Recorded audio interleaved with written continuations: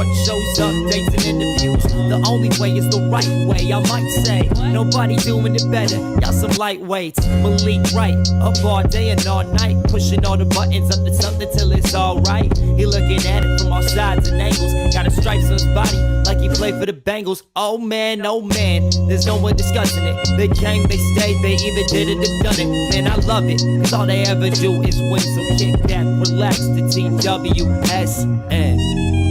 Shout out Young Swish.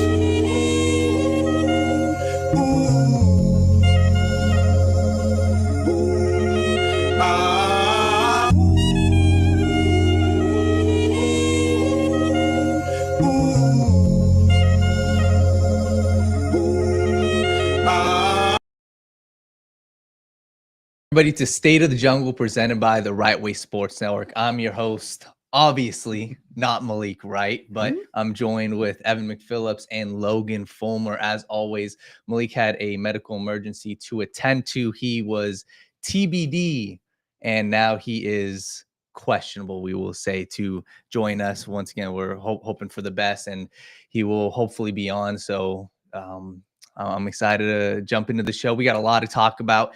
It seemed like the timeline today was on fire, right? So much NFL news outside of the Bengals, obviously. DK Metcalf requested a trade. Max Crosby got a massive extension, but also we had a lot of Bengals news. Sam Hubbard retirement, we will talk about. Alex Kappa obviously got cut and got picked up right away by the Las Vegas Raiders. And there's a lot to talk about. We'll get into Trey Hendrickson contract conversation. We'll get into T. Higgins contract conversation. But boys, it was a very, very productive week, I will say, at the NFL Combine. If you guys caught us at the NFL Combine last week, we did a show, and it was very productive. We talked about a lot of things, and we'll get into some of those. But let's start off the conversation with Sam Hubbard, right? Sam Hubbard retirement, as well as Alex Kappa. What does this mean, for the Bengals when it comes to their free agency plans? And what do you guys think the money is going to be allocated to? And we'll start off with Logan.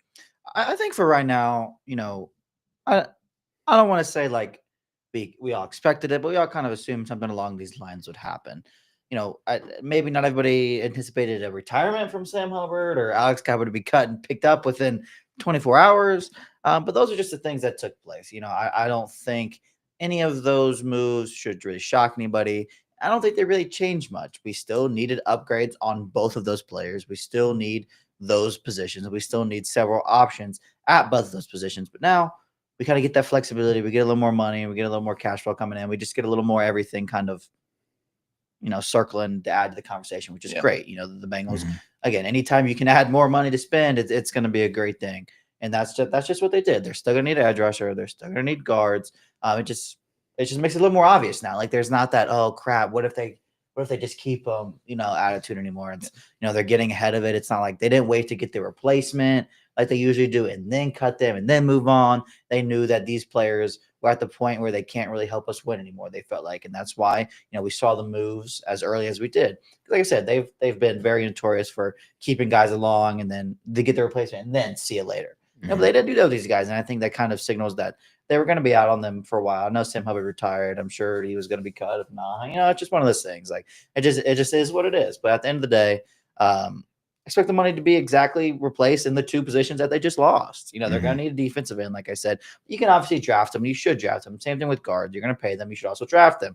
The Bengals need a lot at these positions that we're going to talk about. It's very bulk needs in our position of needs. Now, so these moves, again, expected, don't change too much for me. I'm glad they happened early. I'm glad it shows a little bit of urgency, again, but it's just good to see, I'm glad. Obviously losing Sam is a little bit emotional for a lot of people. It's, he's been around, the Cincinnati kid, just did a lot for us. And just, it was just his time. Unfortunately, I'm glad, he got to retire kind of on his own terms. It felt like, which is always a, pretty rewarding thing to do. You're not really feeling too forced to do it. You're happy with what you've accomplished. You've done everything you want to do. You've achieved your goals.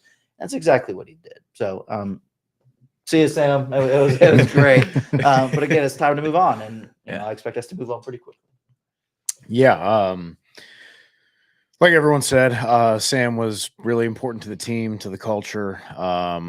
Cincinnati kid, worked really hard to transform himself from a lacrosse Notre Dame commit to a defensive end after playing like safety at like 6 foot, buck 80 soaking wet at that point, or 6'2", 6'3".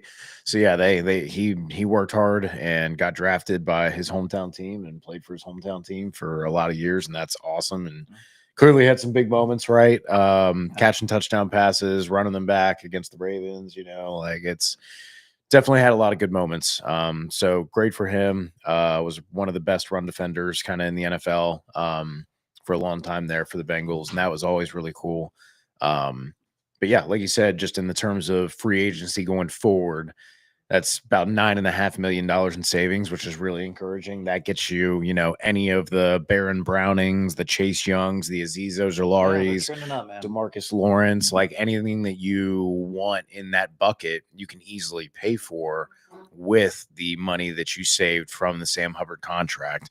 So that's the bright side and the way to look at it. I don't think it really changes their plans a whole lot because, like you said, I think everybody was pretty aware that like this was kind of the moment where they had to kind of come to terms with like, hey, the injuries have really piled up and we're either going to have to bring you back at a really low cost or you're going to have to retire. And I don't blame him for, after going through as much as he had, playing through injuries, rehabbing the last couple of years, like he's been smart with his money and he has made a good enough amount to retire and set his family up. And so, hey, retire early, take care of yourself, man. I respect it. So doesn't really change much. I think they still need to sign at least a veteran, maybe two. And then I was talking with you before the show. I wouldn't blame them for using their first 3-4 draft picks on defensive line with how deep this class is and as big as their need is at D end and D tackle. Will continue to say all offseason that last year defensive end and D tackle could have been the number one pick for them or the number one need, whether that was Jared Verse, whether that was Byron Murphy. That easily could have been the pick and could have been the right pick and could have really helped them. And now even more so, you have that need without BJ Hill, without Sheldon Rankins, without Sam Hubbard. So you really, really need to invest a lot of capital, both in terms of free agency and draft picks, into securing those spots and kind of restocking the cupboard, so to speak, on defense. Yeah, and we got some people in the chat. Once again, we appreciate everybody tuning in. Make sure you guys like this video, subscribe for our full content. We've got a lot of cool content coming up. As always, the Cincinnati Bengals War Room episodes will be happening at some point. I'm excited for those. But some people were saying, kind of shocked that Alex Kappa got signed so quick. It made sense, right? Their GM was Tampa Bay, drafted him. Same thing, Tom Brady in Tampa Bay has that connection there. So when a signing happens that quick, a lot of times, and even something else you guys will see, maybe not specifically to the Bengals, but a lot of times these free agencies are based off of connections to former organizations. So that's something, just kind of keep you guys' eyes on. But the next topic I want to kind of touch on is Trey Hendrickson, right? Max Crosby today kind of reset the market for edge rushers, right? Got $91 million guaranteed, $100 million for 3 years. And a lot of Bengals fans were kind of up in arms saying, Trey Hendrickson's gone. We can't afford Trey Hendrickson. So that's a conversation. And I'm going to pose this question to you guys, right? Do you guys think that Trey Hendrickson has priced himself out of being a Cincinnati Bengal for the long term? And Evan, I'm kind of curious, to hear your thoughts on if you think the Bengals will reach what Trey Hendrickson is hopefully looking for. Yeah. I don't know how much this necessarily moves the market, per se. Trey is definitely like at the level of, a Max Crosby at his best. But the thing about a contract is it's not who you are right now. It's who you are the length of the contract. Right. And I don't think it's necessarily, you're not saying that Trey is going to be bad. You're not even saying he's just going to be good. He could still be very good, but Trey's best days can be behind him. Instead of 17 sacks, you get 12, 13, you get 10, you get 11. Is that a spider? Yeah, fucking kill that thing, dude. Murder it. Kill it with fire. Is it still alive? Okay, cool. Good. We don't fuck around with spiders, not around here. Oh, God. Anyways, like that. Yeah, no, fucking good shit. Hey, respect. Appreciate you. All right. Good looking out. That's a good friend right there. Get you a friend like Logan.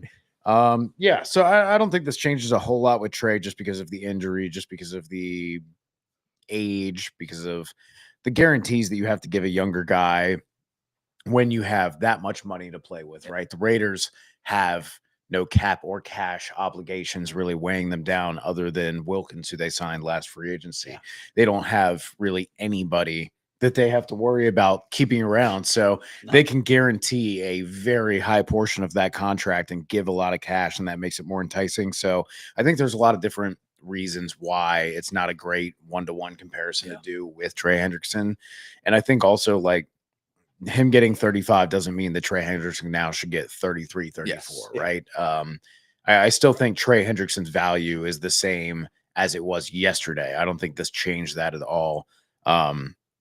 If it was worse guys who are older or guys who had a more similar profile, if this was Myles Garrett and he signed 36, 38, then maybe you could say, okay, well, yeah, Trey is also kind of in that bucket. He's not the run defender. He's not the versatile move around chess piece that Myles Garrett is, but he is still on that kind of tier as elite edge rusher who's kind of hitting his mid early 30s through the length of the contract. So that would be a better comparison. But yeah, I don't see this changing much.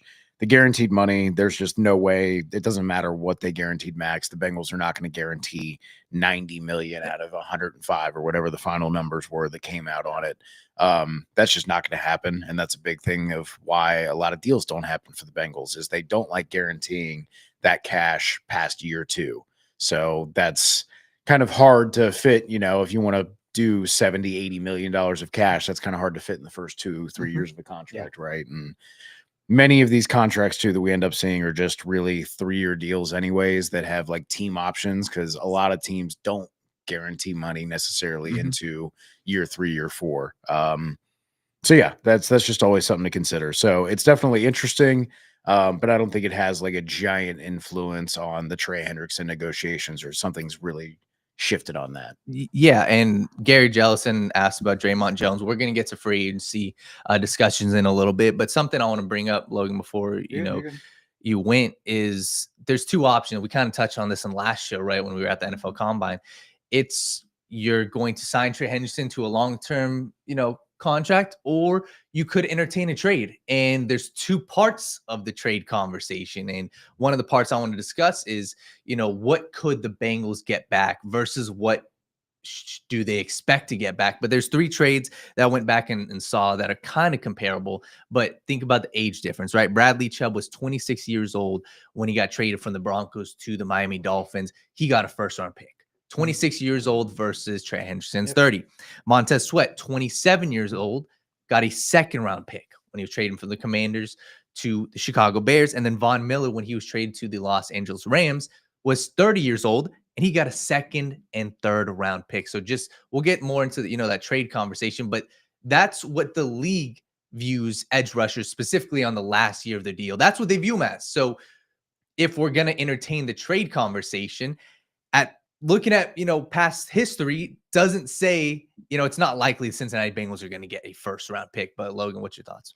No, just in general. I mean, first about the trades, we always talk about how the Bengals kind of operate a little differently in the trade market. Yes. And, I think that in this scenario, it would hopefully kind of be a little more normal, you'd think, because they kind of have realized they're not going to get to where they're going to get. So maybe they treat it a little more like a normal team would, like, hey, we're not going to necessarily overprice them or expect a lot. But if they were to trade Trey, I would expect something around a late second and another pick. That's about where I'm at. Maybe you could get a team to give you a higher second round and that's it, or or 2 and a 4 or something like that. But like I don't expect anything crazy. I don't expect they get into round 1, but at the very least, I would expect a second and something else, or maybe you can convince me to take a third this year and a second next year, and like it's just something. It's not going to be anything crazy, but it's still going to be like, I don't want to say worth it, but they're still going to get something of worth to them. It's not like they're just going to hand them out like like these Deebo Samuel deals that they're just getting 5th, 6th. Yeah.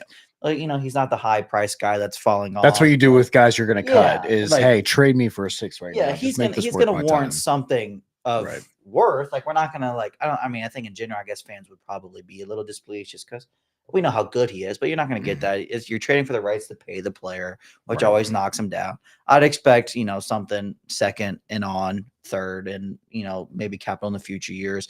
But in just regards to the whole contract situation and relating it back to Max Crosby, Mhm. I agree with a lot of what Evan said. And I don't think it changes a lot, but I want to highlight that there even a little change could change a lot for the Bengals. They're probably already not super close on the same page. They're probably not already super thrilled about doing and meeting the numbers Trey wants. So even if that number comes up barely or just a little bit, then that's the worry. Because yes, it shouldn't change it much. They're drastically different players.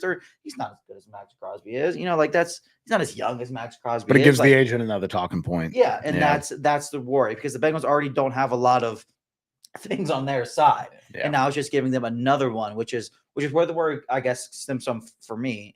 Again, Trey it was always more than likely going to be the odd man out if they were going to pick, I would assume. But it's just agree. I don't think it changes much, but that little bit probably it could easily be the tipping point.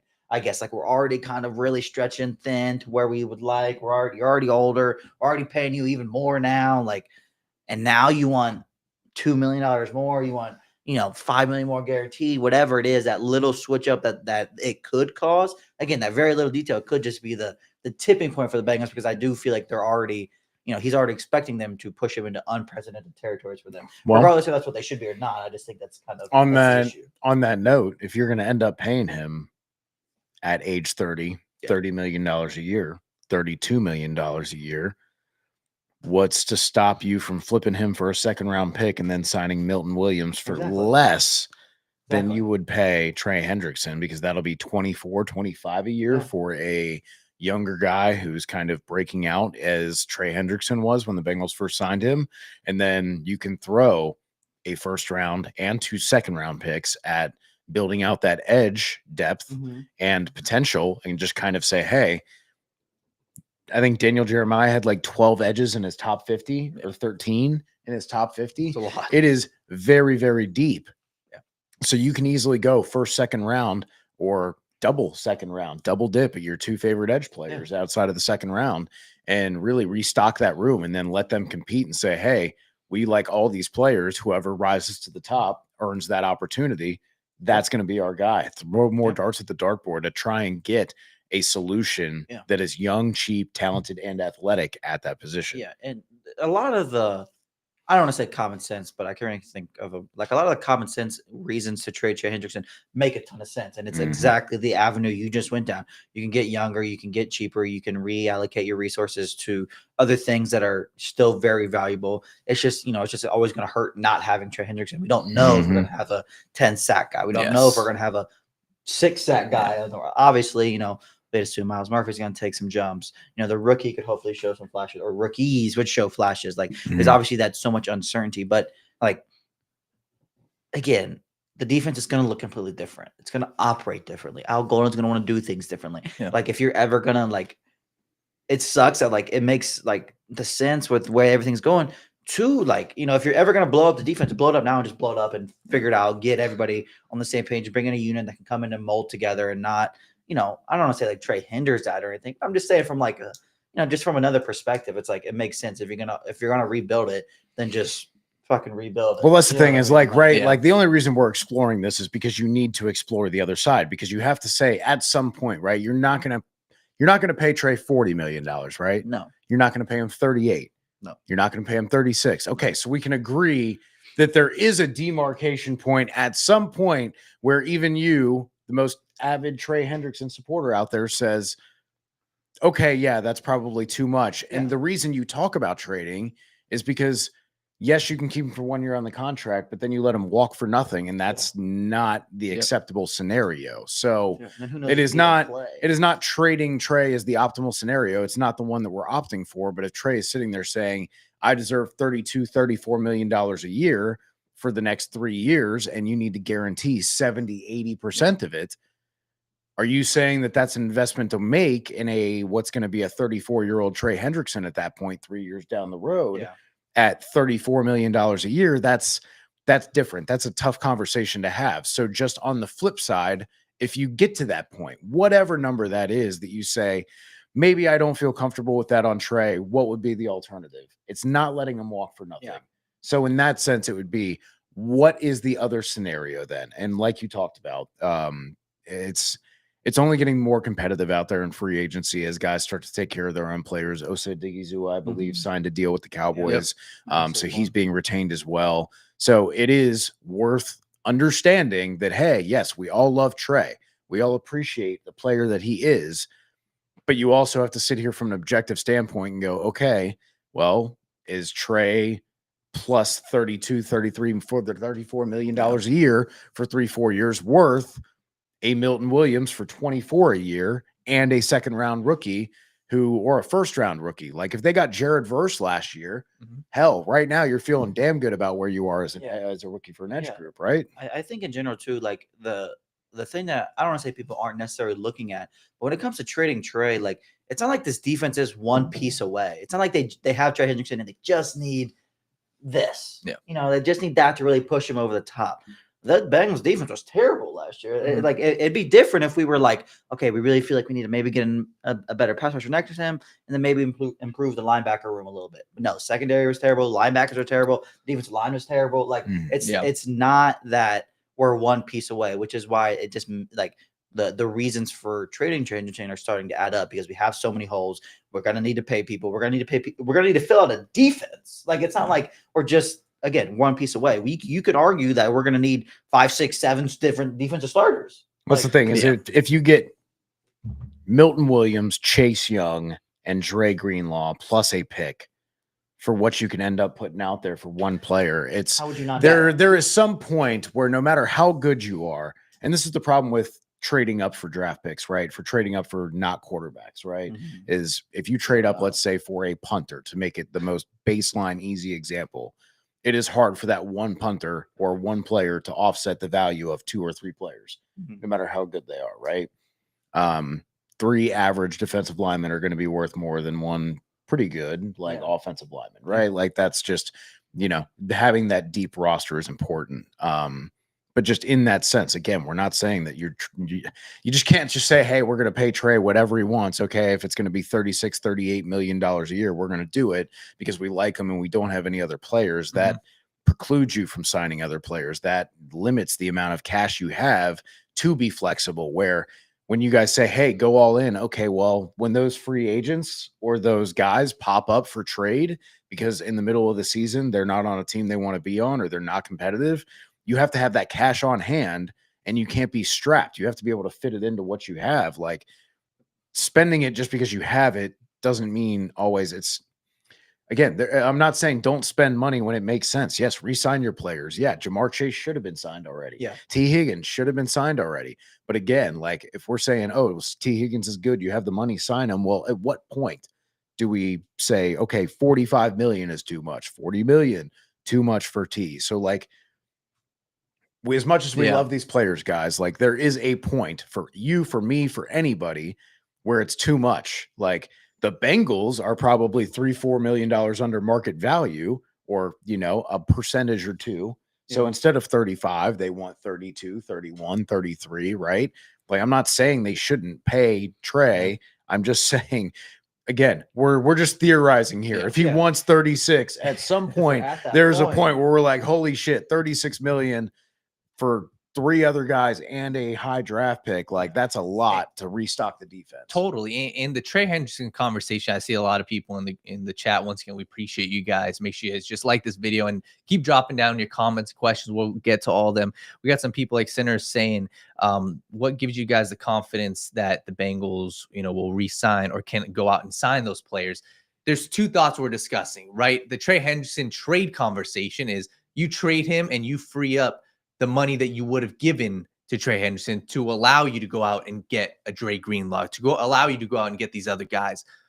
The flip side, signing Trey Hendrickson, we're not saying you can't go out there and sign T. Higgins. We're not saying you can't go out there and sign Jamar Chase. I believe they can sign all 3. Yeah. What we are saying, though, is by you doing that, you are putting a lot more pressure on the front office when it comes to drafting and hitting on these low to mid-tier free agents. More And swings at the bat is good. exactly. And when I think of Trey Hendrickson, and I believe and I hope that they can get a deal done. That's what I hope, Yeah. right? And Yeah, the reason why I hope 100%. that is, and Logan, I understand your point about the defense changing and everything. Yeah. I want what has been proven, and I understand he's 30 years old. I'd be confident giving him a 2-year extension and saying, hey, we've got Trey Hendrickson for the next 3 years, because I believe, and we've had this conversation, you guys as Bengals fans understand this as well. This team is in a window right now where I believe they can go out and win a Super Bowl next year. I think we're all in agreement, right? Yeah. And you have to balance out. That's why the money conversation that Evan was talking about, you have to balance out your other part of your roster versus your Super Bowl window now. So we'll see what the Bengals end up, in the range of Trey Hendrickson. I would be comfortable, and this may sound crazy, I would be comfortable meeting him close to that $30 million for a 2-year But that's the thing extension. is, it's How about 2 apparently years? 32, 33, Exactly. and that's Yes. okay. Like I understand we're saying just pay that guy, but and getting very they're close. also asking like, okay, but what gives you the faith that they'll sign the right guy, that they'll fill Yep. that? You don't get that guarantee, which is why getting 3 or 4 options to help fill that void, to help out that defense, is better than putting all your eggs in one basket. Because even if you are putting them in the Trey basket, it's not you get Trey from last year automatically or the year before. It could be he hurts himself in week 3, week 2, and then suddenly you get nothing. It could be that he quickly starts to drop off and Father Time gets him, or some hamstring injury nags him in camp and then bothers him all season. So like there's no guarantee, and that is your eggs in one basket. It's a good basket to put him in. But what's my reason? What's my faith in signing free agency? It's not necessarily faith. It's playing the numbers game. Because like we remember every Trey Wayne, Sheldon Rankins, and every one of those instances. We remember one of those, or the Rams fucking safety that I wanted to Nick Scott. Nick Scott. For every Nick Scott, guys, there's what faith is there? There's the DJ Reader, there's the Von Bell, there's the Mike Hilton, there's the Eli Apple, there's the Cheeto Awuzie. Like they have. There's the Alex Kappa, the Ted Karras. They've signed a lot of guys and kind of hit on them in that middle tier of free agency. So again, if you're saying I want Trey, I agree with Daniel that, hey, I would meet him around that 28, 30, $31 million a year and, guaranteed money. That's good value for him. I think he deserves that. If you're saying he deserves Max Crosby money at $36 million and you should just give it to him because you like him and he's good, like, I don't quite disagree, or I don't quite agree when I'm like, okay, that's when I need to start thinking. That's 3 bites at the apple of guys like what Cheeto or DJ Reader were for this team, as well as a rookie or 2. And that's just like, again, it comes back to 5 solid players for that defense would go a long fucking way, because Trey couldn't do it all himself. Exactly. And we got Sinner saying, if they don't get any of this done, does Joe request a trade? I don't like. We're not trying to be on this, this conversation to be negative. Like, right. We're not trying to like defend the front office and say, don't pay him anything over 26. Like, and we do have to give them respectfully. I'm going to give the front office at least a little benefit of the doubt that they will sign at least one of these guys. So to say, if they don't, they're going to sign one of these guys. They're going to sign Jamar Chase.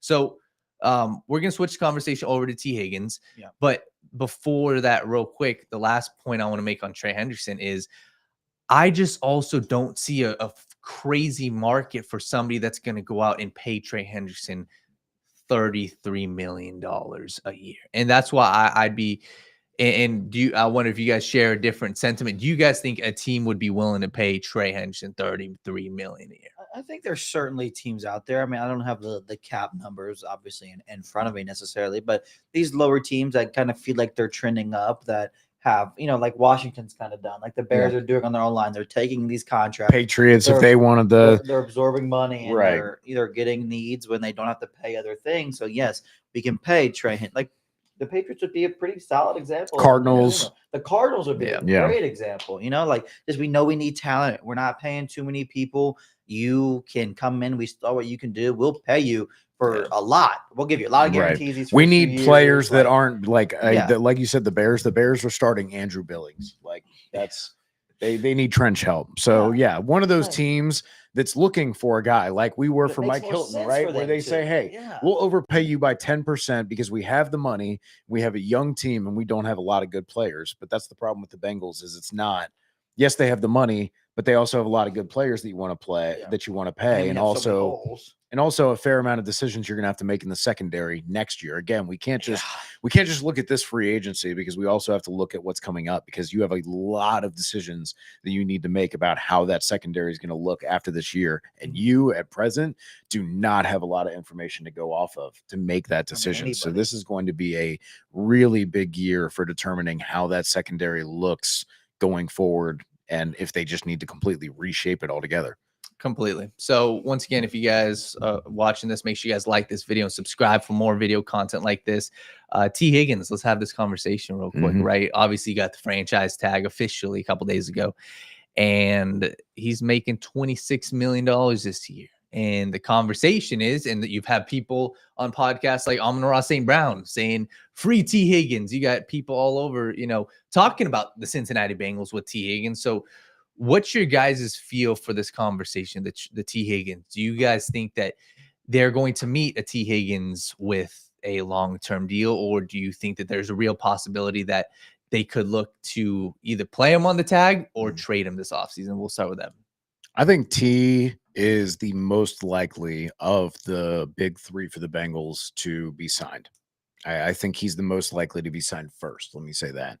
And I say that because I think the Bengals, as much as we don't like it and as much as they should not operate this way, they should sign people early in extensions to help spread the money out over their cap length. I think they look at the Jamar Chase and Trey Hendrickson deals right now and go, they are both under contract for one more year.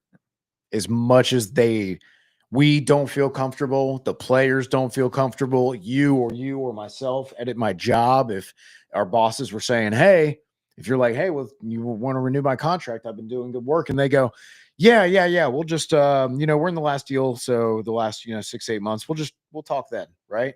Like you'd feel a little uneasy about that, right? So but the Bengals feel comfortable with that and saying that gives us time to work with. So I think the T. Higgins not having that year of a deal, even though he is guaranteed franchise tagged, and also being able to manipulate his dollar in terms of his cap and cash hit this year versus on contract versus for the franchise tag with everything fully guaranteed.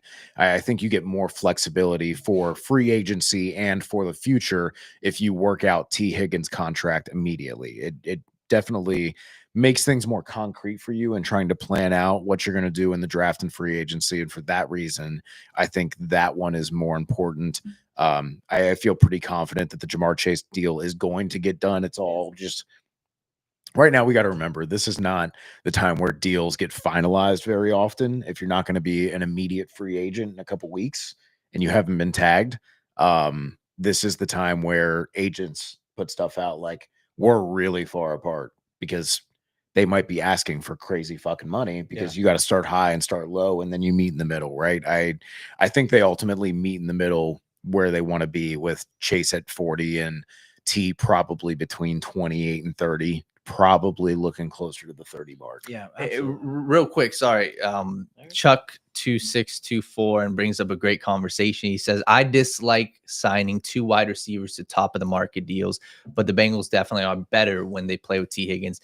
And this is the conversation I personally keep going back to. And the one thing I keep going back to as well is I think Joe Burrow, with him coming out and saying how much he's putting, his stamp of approval on T. Higgins, I think that changes a lot of this personally. Yeah, and obviously, it's not like, oh, well, the organization has to listen to Joe Burrow, but that's your franchise quarterback. And we could say, and I believe that Joe Burrow is a quarterback that doesn't need 2-star wide receivers. I think he could succeed with the Jamar Chase and a 3rd-round draft pick and a tight end like Mike Gesicki. But at the end of the day, you have to ask the dude, what does he want? And obviously, he's an offensive-minded guy, but for him to go out there and say T is a need, and I just keep going back to that saying, hey, this could be a different conversation if your star quarterback wasn't as keen on signing and keeping T. Higgins here. but that also comes at a cost. But Logan, No, yeah, just continue to go off of that. Like there's been way more things pointing positively to T being re-signed than not. Joe Burrow coming out and saying time and time again how good he is, how much he wants me, how much of a need he is. Dude, switching agents. He didn't just switch agents. He's now being represented by the same person. Yes. Chase is. Like there's been like so many more positive signs in the last few months of him wanting to be here in Cincinnati, and that becoming more and more likely, reasonable, more clear than ever before. Like I got all the worries with David Malgetta and all this stuff before. Like that stuff, like yes, there was clear and undoubtedly obvious worries to be had.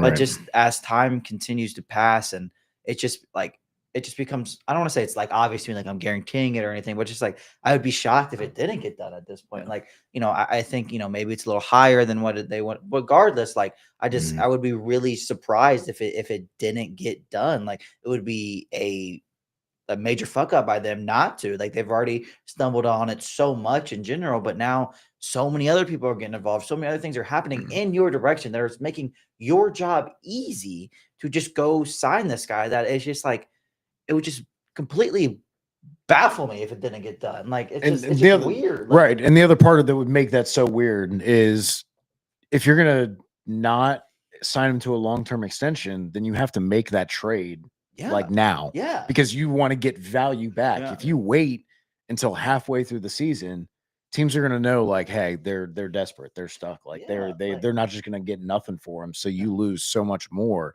So again, I'm not trying to say they should just trade all their good players instead of paying them. That's not.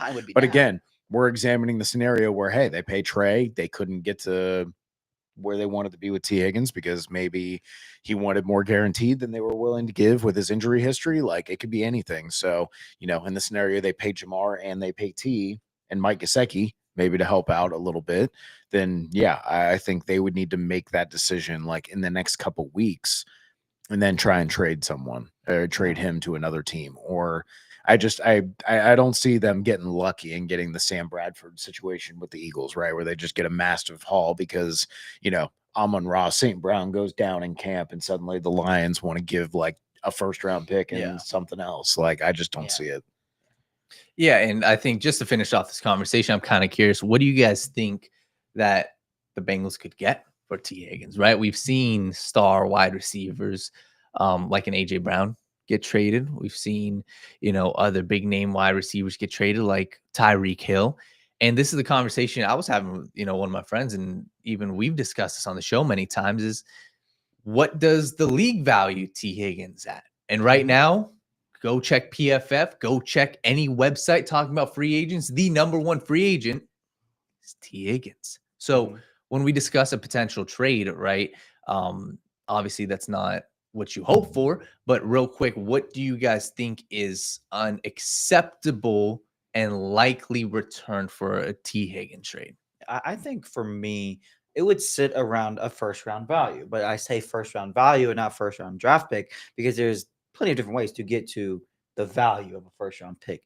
I think in general, if I'm putting like a specific like pick number on it, which is a very specific picky thing to do, it'd be a back end of the first round offer. But you're looking at those teams, not trading with the Chiefs. He's not going to the Eagles. He's not going to the Lions. The Commanders just traded for Debo.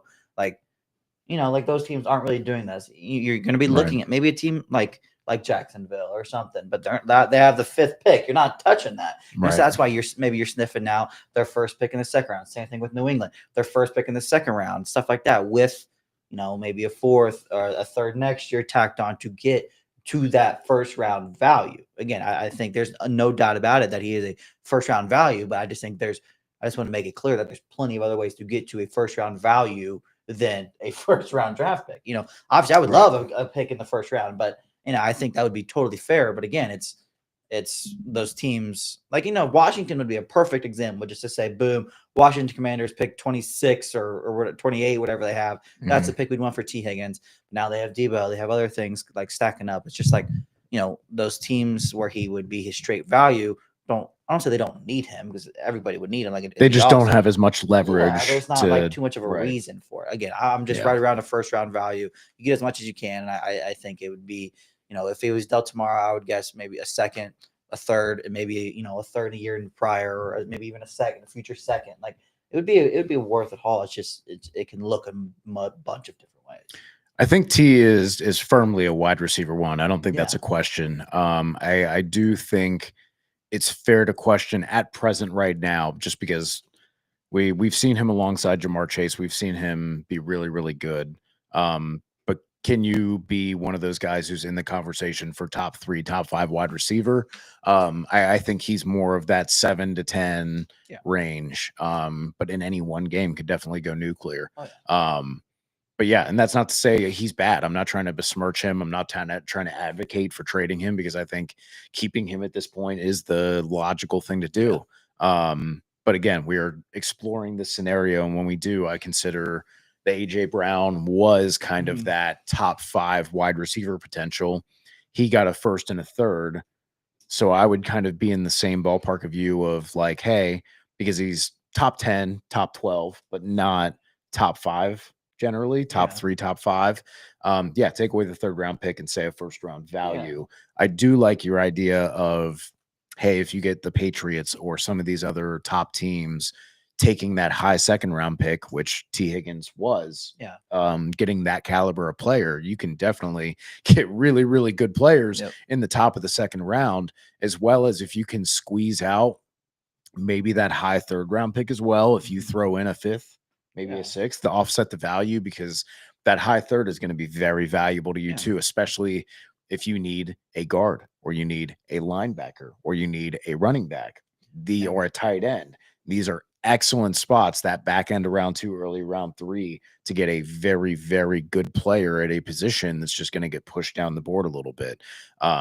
So if you could do that, hey, high 2 and then maybe a 3, and you get something cheap back, like a 6th or 7th, just to offset. Or if you end up with, hey, give me the high 2nd and then maybe the start of that comp pick run, if you've got a pick in the 70s, 80s right there before round 4, that way you're getting ahead of the 10, 15 picks in there. I think that would also be kind of a deal worth considering. Completely. And we got Gary Jellison said Patriots pick, high 2nd and 3rd round swap. I think that ideally, like Logan was saying, if you're the Cincinnati Bengals and what they would want, I'd be very hard pressed to see them doing anything but a 1st round. When they have, so I like the idea of a swap, but this is not one of the years where they have 10 picks, right? It's like, oh yeah, we can. I'm not swapping. We can stack up, right? I'm not. Wait, is it 6? Is that? I'm a big advocate for trading back, and I hate the idea of losing value when they need so many impact players. But I think at this point, I myself, as well as I would encourage anybody who's a scout to say, hey, as much as we work hard at this, and there are people who are very brilliant at this, we are talking about the difference between hitting at a 45% and a 50% rate, right?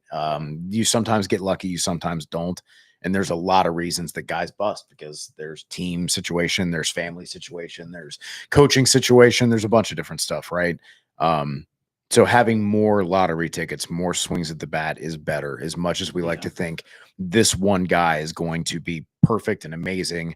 I remember people saying that about Chase Young, that they shouldn't take Joe Burrow because Chase Young was such a sure thing that he was going to be a Hall of Fame defensive end. And so as sure as we feel like we are sometimes, it doesn't always work out that way. So myself, everyone together, just kind of having that humility to be like, hey, as much as I like the idea of some of these guys either at the top of round 2 and we're traumatized by the trade back situations with Jackson Carman in the past, like it is, even though the result has not been good, the process has been very good.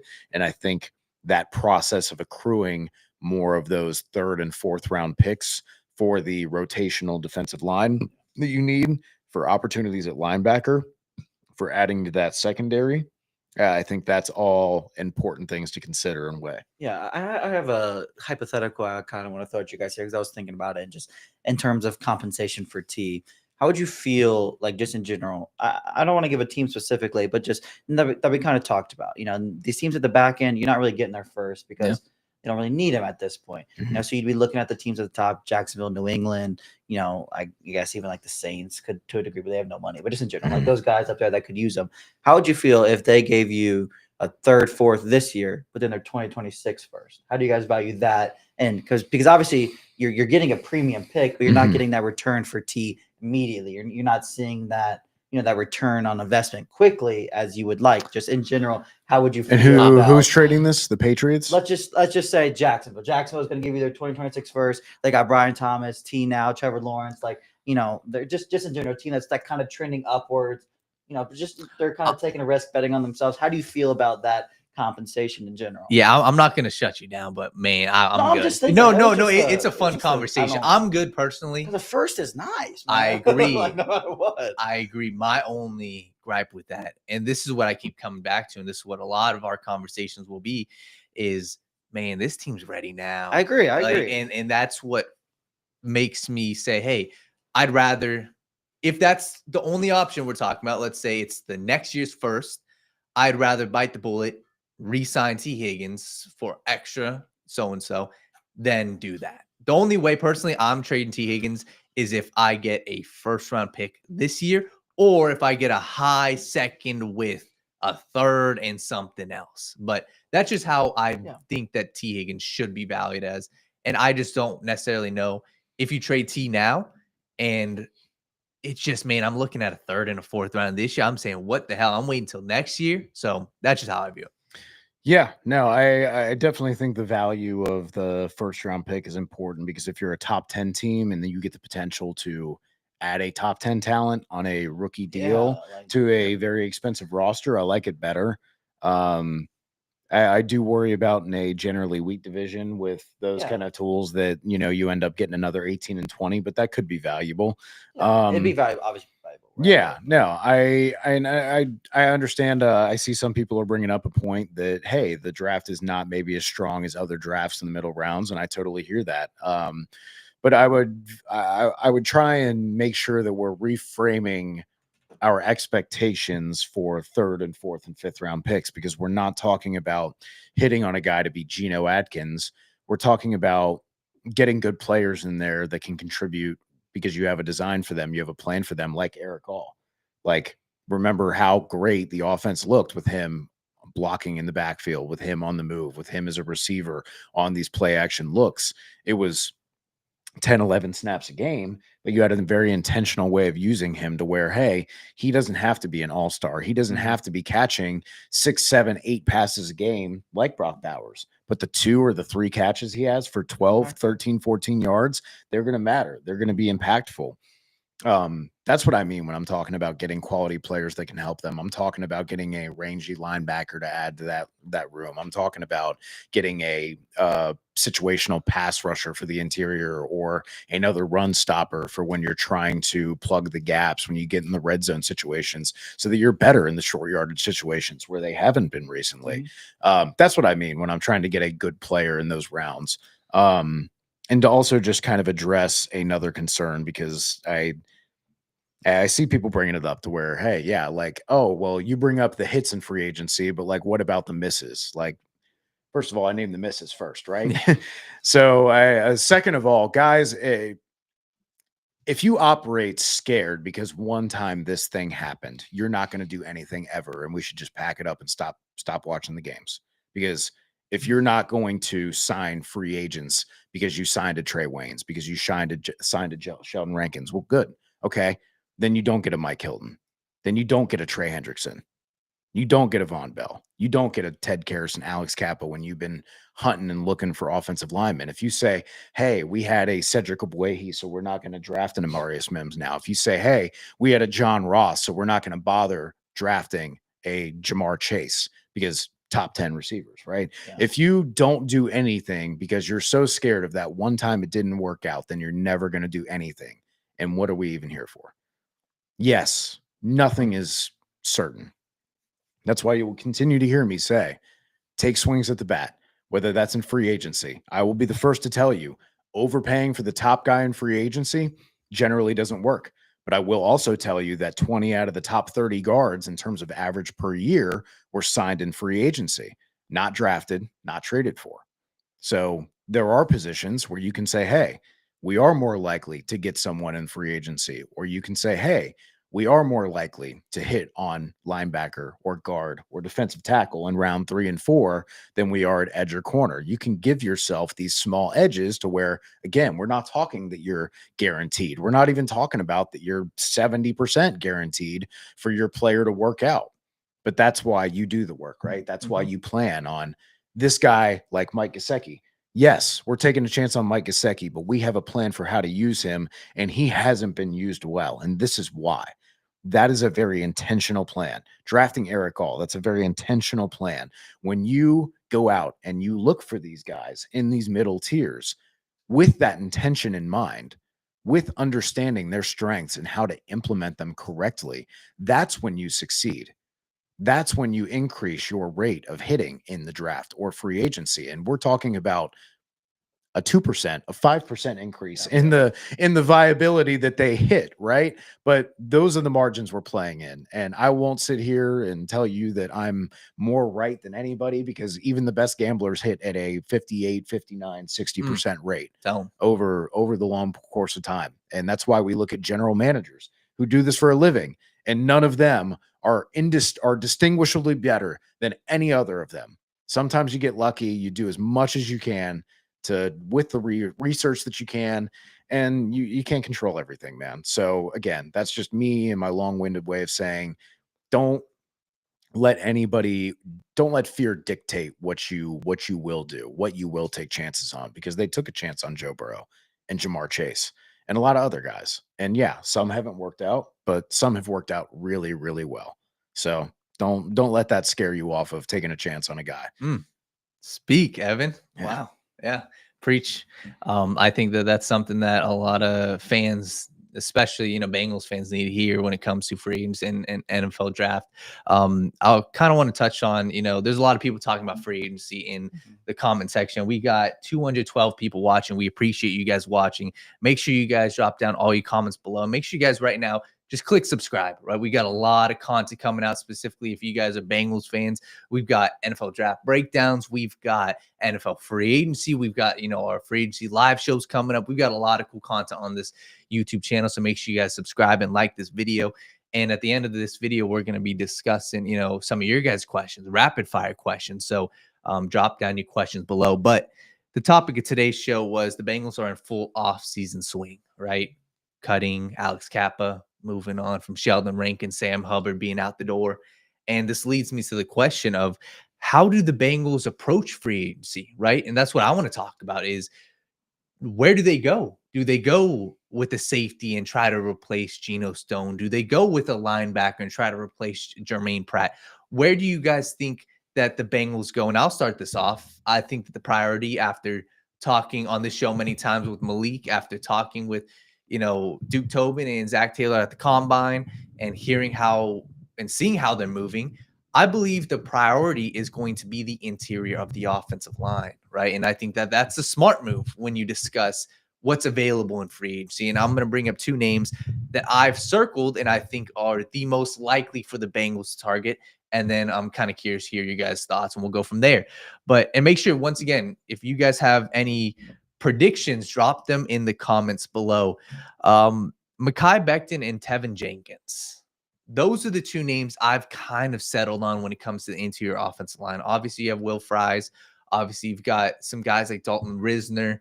But those are the two guys I think fit the mold of what the Bengals like to do. 6'6", 6'5", massive human beings.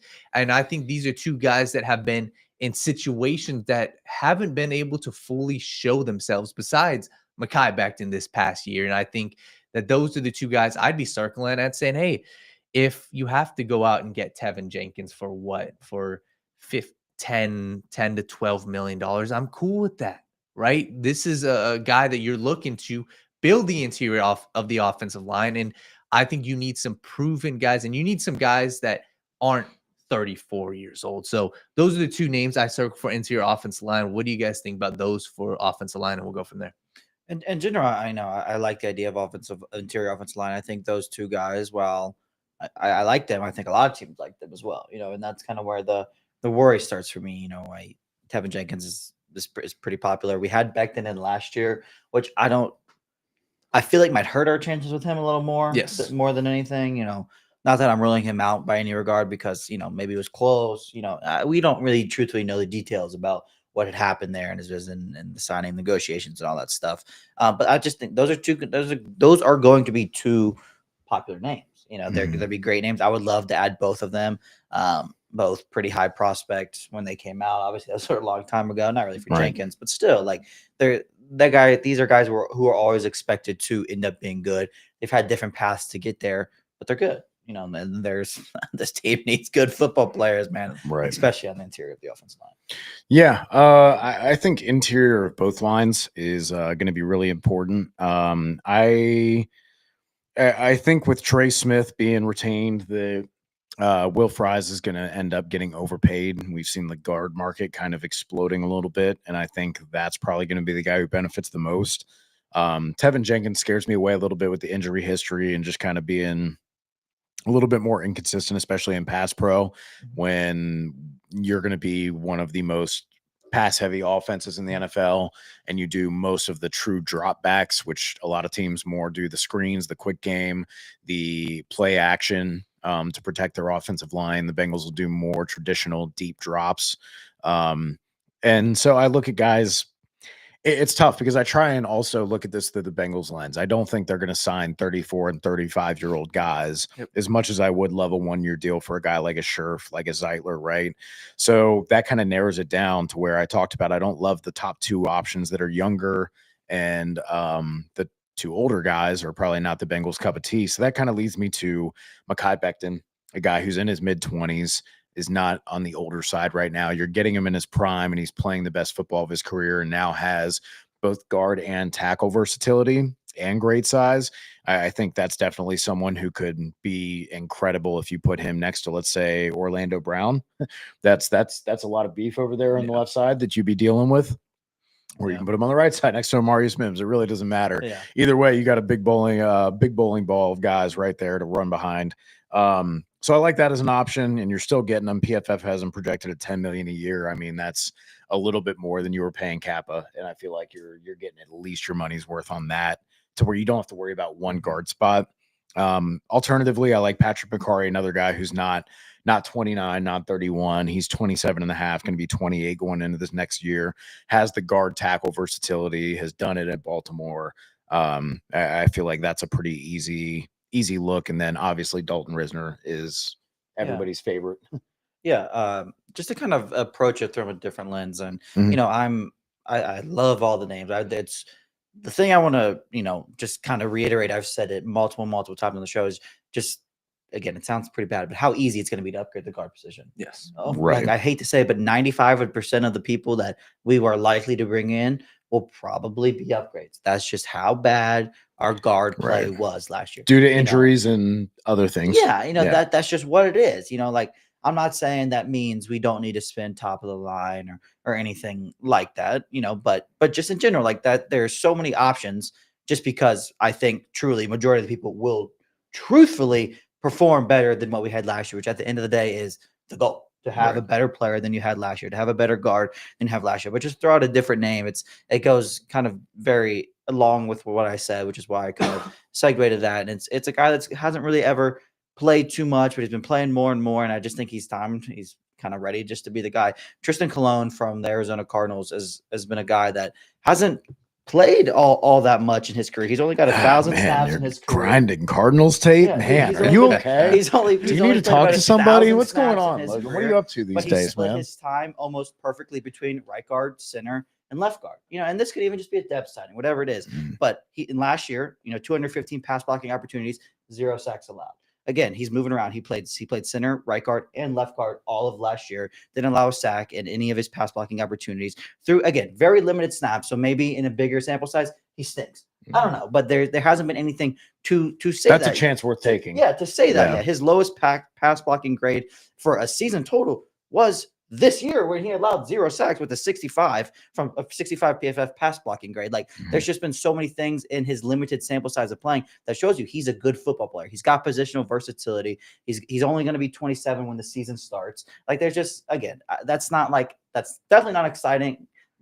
A signing that a lot of people would love. Like, it's not going to attracted. Oh yeah, we just got Tristan Colon. Like woo, like that's exactly what I was waiting for. But he's Well, he's a good player. There's a lot of good signs that point to him being a good player. He's going to be cheap. He's going to be affordable. You can get him for probably $5 million a year, maybe even less. Like there's more signs pointing to him being just a pretty good football player, and I just want pretty good football players that can play a number of different positions on my team. And that's the thing too, is I feel like that describes a lot of the free agent class, where if you take away the number one guy, suddenly you look at the class and go, yeah, that's not very exciting. But that's the thing, right? Is someone's going to be the second or third highest paid guy in that bunch, right? If you look at the wide receiver class, like people were floating out to Diana Rossini, and anybody else would listen. Oh, the Bengals should just let T walk. Yeah, no shit. Because Chris Godwin and Amari Cooper and Stephon Diggs and DeAndre Hopkins, all these guys who are going to be 33 and 34 coming off of injuries, like multiple injuries, like, yeah, like it's kind of bleak out there. But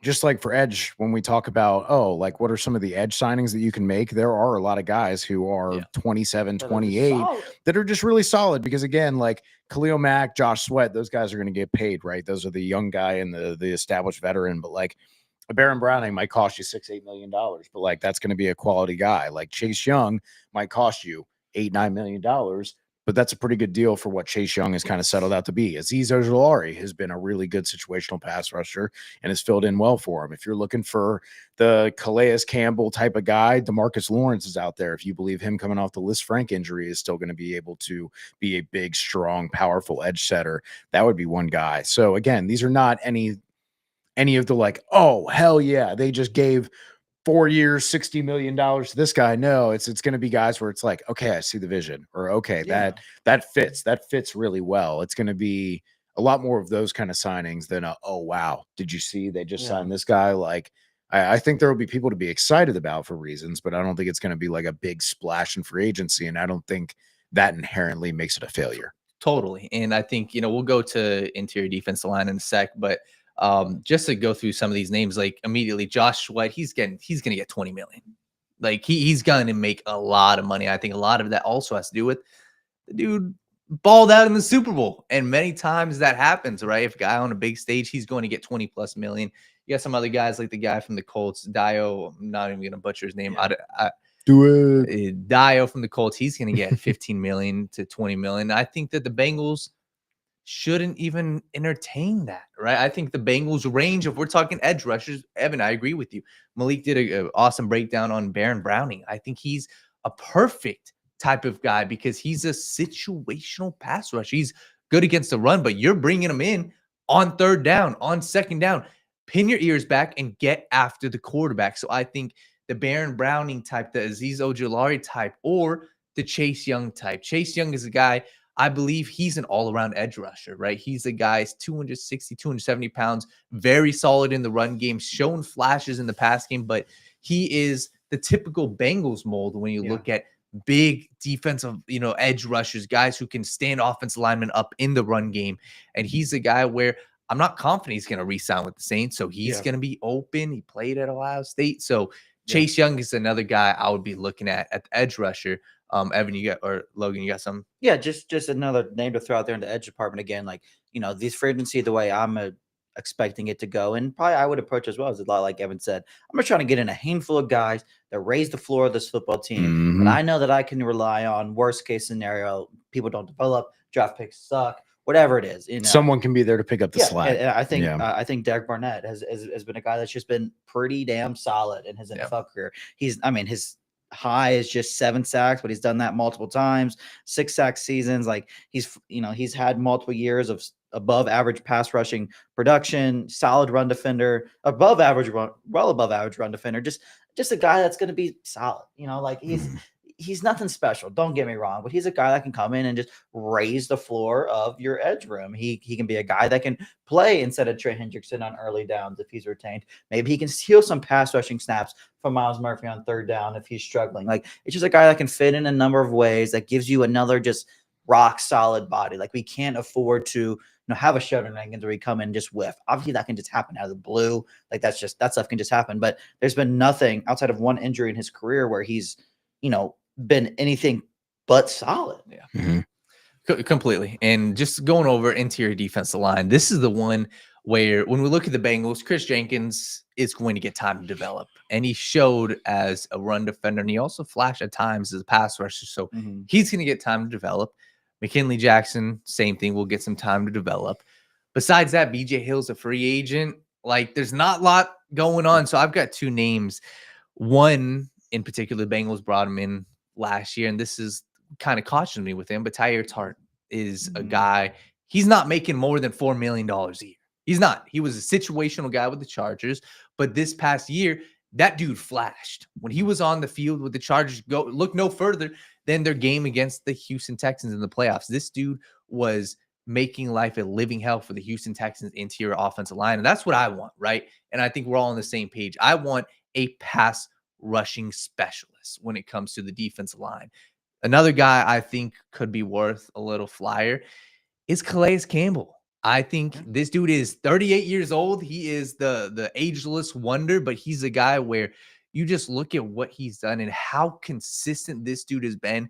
And from the sheer, player, dude is 6'7". And that's going to be another theme that I personally look at is, man, if a dude like him walks into the Bengals defensive line room, strong, you say he is different. Right? The Bengals don't have that. And that's what I'd be looking for at the defensive line. Give me something different. He's a guy where he was one of the best run defending, big men in the league last year. And I think bring him in as a situational guy, give him, $3-4 million contract. He's a veteran, and he would at worst be a good role model for somebody like Chris Jenkins to look at. So Calais Campbell's one of the sneaky guys I'd be looking at, on the interior defensive line. But any names you guys got for the defensive line?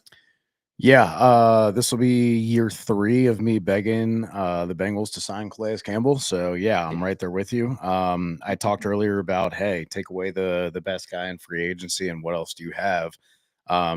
We talked about Osi Odigizua signed earlier for $20 million a year. Milton Williams will probably be about the same. So let's say they retain Trey and T and Jamar, and they don't end up going for Milton Williams, who now is the only defensive tackle on the free agent market that is worth a damn. And I don't mean worth a damn in that sense. I just mean worth more than $8 million a year. That's really the drop off that quickly. So top guy out there right now, projected 21, could probably get 23, 24, being the only guy out there. So, but the very next guy is who you brought up, Levi Onwuzurike, and he's projected $8 million a year. So that's how steep the drop off is in free agency. There is no next tier. It really goes from A tier to C tier. And that's not to disparage these players that can definitely fill in and play well for you. It's more to differentiate these tiers and kind of emphasize the gap between Milton Williams at 20 plus million a year to the next tier of guys who are $8 million a year, $5 million a year. And that's it really, because after Levi, you have BJ Hill projected $5 million a year, Calais Campbell $3 million a year, Jerron Reed $5 million, Poona Ford $3 million, Deshaun Wharton $4 million, Tyre Tart $3 million, DJ Jones $4.5 million. Like they are all rotational pieces. None of these are going to be guys that you feel comfortable starting, and they need that veteran presence. That's the problem, though, is you don't have a big bucket to draw from, which is why I say you could really use as many top 100 picks as you can have to target this interior, because if you can't get veteran certified players, you need to have a lot of throws at the dartboard so you can go, okay, we're going into camp has happened. We threw all these guys into a blender. We're going to see who comes out, right? Crabs in a bucket, who makes it to the top. And if Chris Jenkins and McKinley Jackson make it, great. And if it's the two rookies outshine them, great. Then you've got a good rotation. But yeah, you really are going to have to either overpay for Milton Williams, or you're going to need to sign 2 of these veterans. And I don't think that's necessarily bad, because that's the thing, is you can sign 2 of these guys for a combined $8-10 million a year, which you probably need to anyways, and then draft a guy or 2. Yeah, I think that's probably the way. And one last thing, I'm sorry, I'm still stuck on Calais Campbell. I think he's a perfect guy. Listen. So I'm going to get into the PFF stats, normally some that Malik would do. I'm kidding, Evan as well. But when you look at what he's done, first off, we've had this conversation. This is something that Malik has also been a huge, huge fan of, is a guy, defense lineman that can just bat balls down. You look at the Bengals versus Steelers matchups.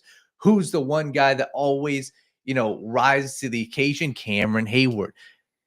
Calais Campbell last year batted 5 passes down. When you look at his run defense grade as well, 85 run defense grade last year, 80 the year before. And this is a dude in the last 10 years, he's missed a grand total of 8 games. He's been incredible. He's been the Cameron Wake of the last 5-6 years, man. He's been great for young teams. We talk about the Falcons signing guys like Jesse Bates, signing guys like Calais Campbell. Like that's exactly what you need right now. You need a veteran who can come in, who can help the guys get right, because you got a lot of young guys in there and you're going to have more young guys. And like we talked about earlier, that's a great guy to add for the red zone and short yardage defense. That is a big dude. He's big and strong. Yes. And Bill Belichick used to say, man, you can have the guys who are quick and fast or the guys who are big and strong, but the guys who are small and fast are going to be tired at the end of the game. And the guys who are big and strong are still going to be big and strong. So that's maybe a little more anecdotal than I usually like to get, but I do think there is some value to be had there in having a guy who is a mammoth, whether that's making people piss themselves as he gets off the bus and they see him coming, or whether that's him being on the football field, just being one of the best veterans. Yeah. And with the defensive tackle position in general, and even edge to a little bit of a degree, but the depth and everything is so important. And like, because you guys have to realize like how much those positions do rotate. Like, they rotate a lot. And I know that we all understand that. I know that, a good amount of you watching to understand it too. But like, a guy like Milton Williams, as much as he is great at rushing the passer, 60%, 50% of the snaps. Yeah. And who did he play alongside? I hate to say. Yeah, but obviously it's a different situation for him in general. But just like obviously playing on the Eagles, he doesn't. If you're a top 10 at your position, you play for 80, 90% of the snaps. But if you're like just a guy, like a 15 to 20 to 30 guy, you're playing 50, 60%. And even in Milton Williams, just an example, and it's not just for him. It's just, let's just talk about him. It's just you rush the passer phenomenally. Yes, he did, but he played on a great Eagles defense. He played against some great run defenders. He came in and was fresh all the time. Every single time he came in, and he knew Trey Hendrickson he knew that he was going to get in here and he's going to get to the quarterback because he's got Jalen Carter next to him, Jordan Davis next to him. He's got we just talked Nolan about Smith, Brandon Graham, Josh Sweat on the edge. Like, he's going to get one-on-ones. He's going to get these things. And who knows what his production looks like when he's playing. All of a sudden, he's playing 25% more snaps. That's why that's not like necessarily to say don't sign Milton Williams or anything, but it's just to emphasize the point of the defensive line in general. You need bodies, you need rotations. It's like, yes, having that one good guy is great, but in the defensive tackle room specifically, you're only as good as your worst player. And that's why the Eagles have had so much success. That's why a guy like Milton Williams is probably going to be better on the Eagles than he's going to be anywhere else, because he can come in, there's depth, there's people around him. He can come in and play fully, completely, undeniably to what his strengths are, and that is rushing the passer. That's why the importance of attacking the trenches is so important. That's why the Bengals need to do it. That's why Evan said to kick off the show, he wouldn't care if they drafted 4 straight defensive linemen to start. Having a rotation, especially on the interior, is just as important as it is having one really good guy on the interior. If they did that, I might stand up and do the Shia LaBeouf like standing ovation, little singular tear coming down the eye. Yeah, no, that'd be great. So it's already, 8:13. I want to get to some of these questions, guys. And once again, if you guys are watching this, make sure you guys like this video, subscribe for more content. Like I said, this is prime season, right? Free agency is about to be here. We're going to be pumping out videos every single day. And we also got NFL draft content soon. So once again, we have 212 people watching. We'd appreciate just like this video and give us a subscribe, but drop down your questions below. We'll get to some of these and we'll get out of here. Landon Van Steen, and a lot of people are asking about free agent linebacker Nick Bolton, right? There was a report he may not have the greatest market, but I'm curious your guys' thoughts on the Bengals potentially signing Nick Bolton. Is he somebody that you feel would fit with Al Golden's defense and what they want to do? We'll go, Logan. I'm indifferent on Nick Bolton. I mean, I never thought he was going to get as much money as anybody ever said he was. He's a fine football player. He's had some good years. I don't know. Like, I would rather not spend money on Nick Bolton if I had to choose sign or not sign. There's other options that I would prefer. He probably fits pretty well in that Golden scheme. He comes downhill pretty well, can, get to the quarterback a good bit for a linebacker. Like, but just in general, like he's nothing like I really feel like they should go out and and pursue. There's other styles of linebackers that I'd rather do that with. And just in general, like, I don't want to say never paid linebackers because there's linebackers I would like to pay for agency this year that I'm a fan of. Yep. But it's like we talked about a couple weeks ago. It's almost like we're running back at this point. It's a young man's position. You got to get athletic, and he's not an uber athletic guy. He's not old by any means, but like he's I don't want to say he's an old school linebacker either, but he's just Better kind of thumper, awkward. a little stiff, Right. not as fluid in Yeah, coverage. and Like he'll be great alongside multiple athletic linebackers, but in a situation like coming into Cincinnati that fit with the other linebacker personnel at the current moment doesn't look perfect. right. So we got some people asking about the draft, and somebody asked, how do you guys feel about a Shamar Stewart for the Bengals at 17? This conversation we had at the NFL Combine as well, and there's a lot of conflicting opinions of Shamar Stewart. This is a guy, right, 6'5", long, and this is a dude who was comped athletic profile wise to Myles Garrett, ran one hell of a 40-yard dash, one of the fastest 10-yard splits. This athletic beast. At pick 17, what do you guys think for Shamar? I think you're betting on traits at that point, and Shamar is like if Miles Murphy had better athleticism, like a little bit, in my opinion. Yeah. Like you do have a little bit better production. Earlier in his career, I know A&M is people have made a lot of fuss about, like, just like with Georgia or Alabama, when you go, hey, like they ask their guys to do things a little bit different, and they're not always pinning their ears back and rushing the passer. But this range is where you start drafting guys who have questions, right? And I think he's going to go higher than maybe he should because of that potential, right? But you're betting on the tools. You're betting on the potential. I see him kind of is more of that like Trayvon Walker type where he's toolsy and the flashes are there, but you're going to have that lack of production, and having that lack of production, whether you feel you can explain it away or not, just puts a hole in the profile that puts a question mark next to him and reduces the likelihood that he is going to pan out and meet kind of the draft, the expectations placed on him by where he's drafted. I just feel like you're betting too much on the traits, that you're basically saying, hey, if Myles Murphy was a little bit faster and longer and a little bit more promising, maybe we'd feel better about it. I don't want to like sound like I'm really disparaging Myles Murphy or anything like that, but I think it's just, I feel like it would be doing the same thing of, oh, we like this long, big, strong, athletic SEC Big Ten defensive end who fits our profile. And yeah, he doesn't have a pass rush profile, and he doesn't really have second moves that we feel like he consistently can rely on, but we feel like he could eventually. And it's just like, I'm so tired of that. And I would just, it'd be so refreshing to see them take a chance on any of these 250, 260 pound defensive end linebacker hybrid guys. To just see them continually remove those guys from their board is just disappointing. So I would be disappointed in the Shamar Stewart pick. I think someone's probably going to take him like 12. Yeah, I think at this point he's going to go higher. Right. I don't necessarily think he should. Like, if another team was picking 17th, I think that's an appropriate range for a team that likes to bet on that. And then maybe he's like a very 15 to 25 defensive that end. maybe has a better history of development at the defensive Right. line position. But if the Bengals were to select him at 17, I'm kind of like a net neutral kind of guy right now, because there's no denying the upside. There's no denying the tools. There's no denying any of that, and that stuff will never go away. But obviously the protection is a major, major, major red flag for me.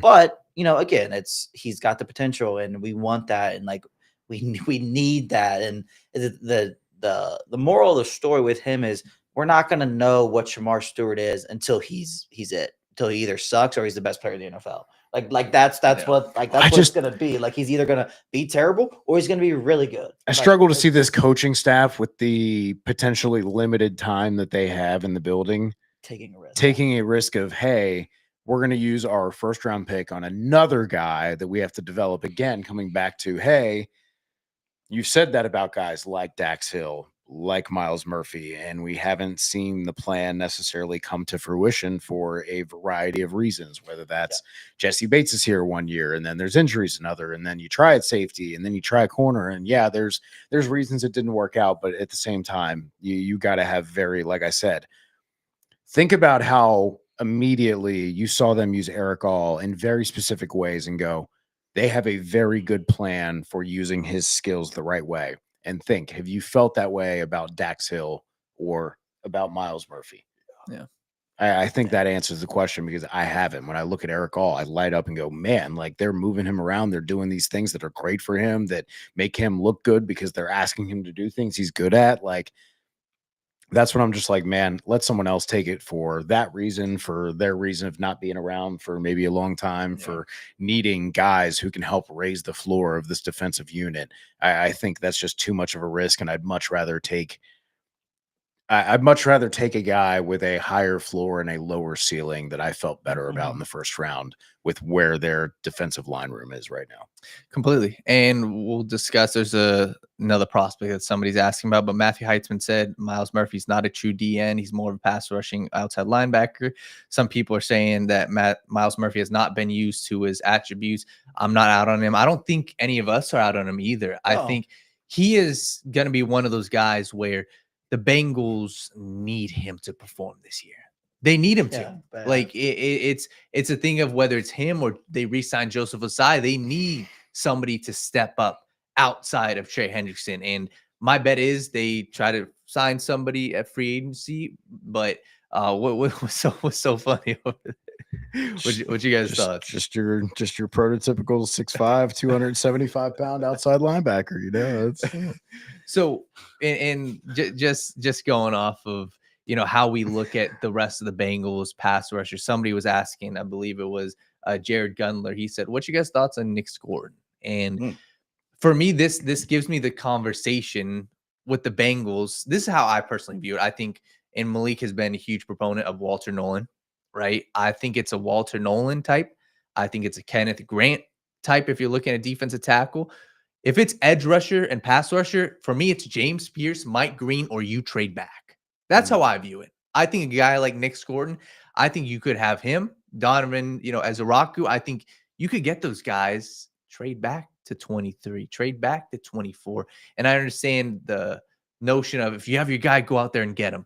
I just think it's a little high for Nick Gordon. I don't necessarily know if the Bengals would draft him that high, right? 6'2" 3/8, 255 pounds. He could play bigger. I just don't know if the Bengals would value him at pick number 17. And I personally, if I'm entertaining Nick Gordon, I would be personally entertaining a trade back because I view Nick Gordon on the same level of, the guys like Donovan Ezraku. I view him at the same level of guys like a Malachi Starks if he's there. Guys like, these outside linebacker type hybrid, like a Jalen Walker, like a Campbell. If we're entertaining Nick Gordon, I personally would entertain a trade back, and you get potentially another top 100, top 75 pick if you trade back. But what's you guys' thoughts real quick on Nick Gordon? I like Nick Gordon in general. No, I think he's got, I don't want to say polarizing. He's very up and down. The height and the weight at the combine was a little off, weird for him. That he's literally on PFF. I'm staring at it right now. He's literally listed at 6'4", 290, just about. Yeah. That's not what he. Yeah, this is why the combine's important. That's not what he. But he did say he's played. He's played big. He's played big. Close to 280. Yes. Like that. That's fine. Not playing close to 6'4", though. I'll tell you that. That is unfortunately. He got the lifts and the cleats. But no matter what you want to say about all that stuff, all that stuff is true. He's performed. Right. Is his Purdue, there's a reason he was highly, extremely, arguably the best recruit best transfer in the portal. Like motor technique and production, he was right? Dominant at Purdue. And Texas A&M asked him to play a little differently. So that led to some production falls in the sack department. The hurries were still there. The pass rush run rate was still there. Everything's still above average. It's, I don't want to say people are necessarily overthinking it with him a little bit, but it's just you're seeing the dip in production. You're seeing some more bad things come about him more than good, but just because the good's just there. It hasn't gone away. It's never stopped being there. It's just he's just him. I don't want to say he's definitely not a prospect fatigue kind of guy, but it's just in general, he's just a solid player, man. He's the one floor apartment. The floor and the ceiling are pretty close together. Yeah, there's no vaulted ceilings. But maybe you don't like it. Maybe it's not the ceilings are a little low. If you're a 6 foot guy, it's like, hey, I'm not bumping my head, but the lights are a little lower than I'd like. In general, I'd be happy with Nick Gordon. I'm going to be thrilled, ecstatic. There's better picks. Trade down scenarios. We're all would all be preferred by me as well. But just in general, he's a guy that can play all 3 downs. He can do a little bit of everything. He's a solid pick. I think he's just very solid. I think that's where you end up with him because he's not spectacular. He's not spectacular in terms of physical traits, like size or length. He's not spectacular as an athlete, but he is young. So you hope there's maybe a little more there. Going to be 20 and a half, I believe, at draft time. Mhm. And then you do have, like you said, production and some pass rush moves, but it's just how much does the motor and the technique make up for the limited physical traits, either athletic traits or the physical measurements? That's kind of the question. And that's maybe a guy you take at the back end of the first, maybe early part of the second. Maybe he's kind of closer to that, like George Karlaftis kind of area. Not that they necessarily have the same build, but in the sense of like their value. Yeah, that's a guy I could see just kind of falling back into like the top of the second, and someone gets like a good player, but I don't think he'll ever be like a top 5, top 10 edge rusher. I think he'll be one of those guys who consistently finds his way to pressure the quarterback, get 6, 8, maybe 10, 12 sacks in his best years. Yeah. But I don't think, again, that's a bad player. Yeah. I would be a little about it at 17. Completely. And a couple rapid fire. Hidden Voices said, do you guys think that Miles Murphy needs to move inside? That's something Malik's talked about, I think, and I agree with him. I think that could be where we potentially see him shine.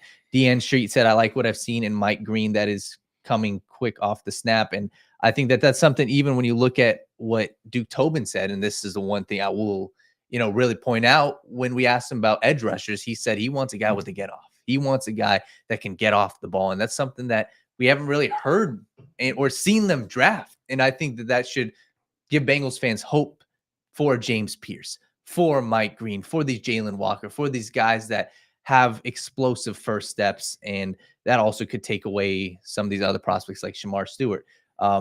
Somebody was asking, Tyler said, who do you guys want the Bengals to draft? Stay tuned. We will have a lot more video content on who we all want the Bengals to draft. But the final question we'll answer and talk about is Subway Cookies was asking, Will Johnson said, if Will Johnson, I can't speak, if Will Johnson was there at pick number 17, he would shed a tear. In my opinion, if we're looking at a corner in Will Johnson, I think we have to consider every other option. In my opinion, I think that's what the Bengals have shown us, right? The Bengals have shown us that they will draft for a year in advance. They will draft for need, right? We saw that with Dax Hill, with Jesse Bates' contract. We saw that with, Miles Murphy and a major need edge rusher. I feel like if they're entertaining Will Johnson, you got to entertain these other positions. You have to entertain offensive line, right? If there's a star offensive lineman you have to entertain a guy. I firmly believe so. Here's the thing, right? With corner, you have 3 out of your 4 top corners coming off of a season-ending injury that you already had questions about. Like, forget the health questions. If everybody's healthy, you're still going, we might not have a guy who can cover the best wide receiver. We have guys who are all at their best high-end cornerback 2s. Like, I don't want to besmirch Cam Taylor-Britt, but last year was brutal. Obviously, we saw things start to look good for Dax Hill, but then the injury happened. DJ Turner looked really good, but then the injury happened.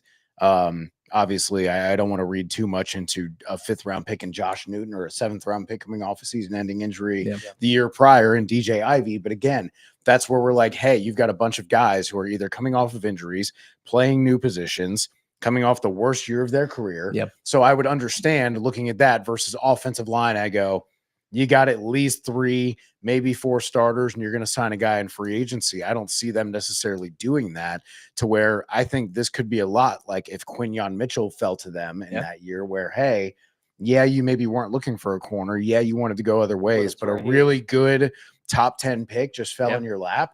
Like, Will Johnson is not necessarily like my favorite cornerback profile. Like, I could definitely poke some holes in it, but also that's just a really good player falling in your lap at a position that is a premium position, that is one of need, that, again, like I said, in the next 2 years, every single one of those guys not named Josh Newton is up off of contract. And there's not a single one that you can look at and say 100% they should be starting from us a year from now. And so I think that's why you need to be open-minded at that point. Totally. And what I think and what gives me a little concern. And this is where there's two schools of thoughts, and we'll finish off with this, right? Defensive line should be the priority, right? Especially round one. Round one is where you get the potential superstars. Round one, when you look at all these guys that have been drafted, you will find some studs, but round one is where you get the premier talent on the defensive line. When you look at these other positions, if we're discussing a Will Johnson, I do think you have to discuss the safety position. I do think I wouldn't personally go draft one At of that these point, tight it's ends. BPA, right? Yes, and that's where I think the conversation is: do the Bengals like some of these tight ends? I wouldn't go there. Do the Bengals like an Ashton Genty? Like, you have to have that conversation if we're discussing something outside of the edge rusher. Yeah. But yeah, just in general, like Yeah. if I mean, like, I don't think anybody would really argue with the fact that Will Johnson's the best corner on your team the day he walks in the door, and if you believe that, then that's enough reason to Just draft him right another there, another Michigan defensive back. Yeah. Everyone's gonna freak But out about again, it. it's But just like Evan said, having a top tier corner fall on your lap is just something you just. and then take he's for cost granted. controlled, and then you don't Yeah. have to go, You know, crap, we need a corner, and now we got to pay one and that- $24 million it a might year. drastically change the rest of their draft plans, but it's one of those things that just fuck it. He's good. And I say awesome, that as someone who, like you said at the Yeah, beginning of the show, was like, hey, they could take 4 defensive linemen Yeah. right away. And I'd be like, 4 defensive line picks. Great job. Like, and Yeah. even then, if you're telling me it's like if you're telling me it's like Will Johnson or Nick Skirton, or like Will Johnson or Shamar Stewart, like Yeah. if he ends up falling to him, or Will Johnson and Michael Williams. Yeah, dude, I'm leaning Will Johnson. I don't want to reach on one of these athletic projects when you could get a guy who is a premium position and walks in, like you said, and is arguably your best corner day one. Completely. And I do think we'll get into more draft conversation at later shows. I think the Bengals will be at a position where they have a lot of options. And I personally do think that if I were to make a prediction, I think that they will have 2 guys that we can look at and say, okay, those are 2 studs, like a Will Johnson, like a Walter Nolan. And they will, I believe, also have some of these edge rushers, but they could be in a position where they could end up trading back. But listen, guys, we've been going for a little while now. We appreciate you guys tuning into the show. We have 224 people watching this. We appreciate you guys as Thank always. you guys. Make sure you guys subscribe to this channel, like this video. And once again, guys, we love having these conversations. If you go down to the description, we've got our X, handles in there, Malik's X handle, our entire team's X handle. Make sure you guys reach out to us, right? We're having conversations on Twitter all the time. So we're just here to try to add some light to some of these conversations, especially come free agency next week and NFL draft. So we appreciate every single person tuning in. All these questions, if we didn't get to them today, like I said, you can reach us on Twitter. And as always, we will be here next Wednesday. So as always, guys, Who Dey? All they ever do is